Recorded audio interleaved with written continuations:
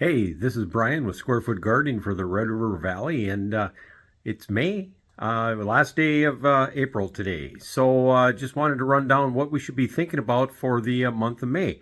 A couple of dates to keep in mind for May. Of course, one of the most important ones is Mother's Day, May 10th. That's a special day. Treat that mother well. You only get one mother, and when she's gone, you'll miss her dearly. And then we have Memorial Day on the 25th of May.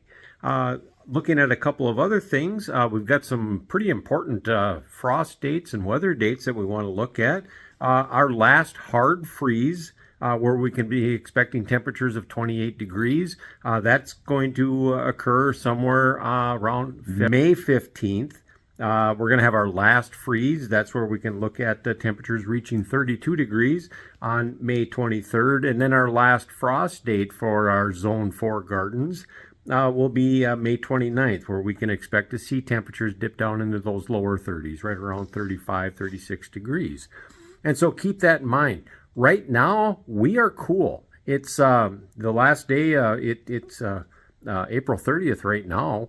Our temperature outside is only about 45 degrees. It's cool yet. We don't expect any huge warm-ups. It's supposed to warm up a little bit here over the weekend, but then cool back off again. Hey, this is Brian, and I just wanted to drop a quick note here. If you like these videos, please subscribe and like them, especially if you guys in your Zone 4 gardens, leave some comments. I'd love to hear from you. I post regularly. I try to anyway, and I always love to hear from others who enjoy gardening as much as I do. Thanks. So summer's not here. Spring's not even really here yet in our Zone 4 Minnesota, North Dakota gardening area here. But let's take a look at planting our crops by the phases of the moon. Our last quarter of the moon is May 9th through the 15th. And last quarter moon plantings should be consisting of things like your beets, your carrots, parsnips, potatoes, radishes, rutabagas, onions, turnips, most of your root crops. Those are good to plant on during the last quarter of the moon.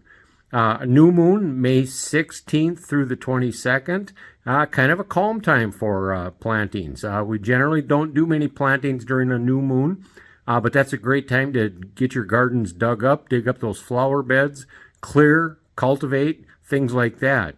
Don't be too concerned about planting during that May 16th to the 22nd.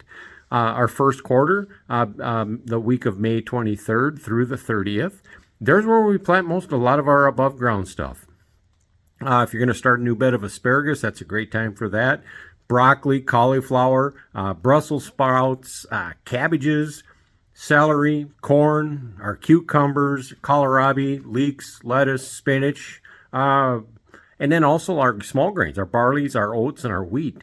Good things to put in during a first quarter moon, which will occur May 23rd through the 30th.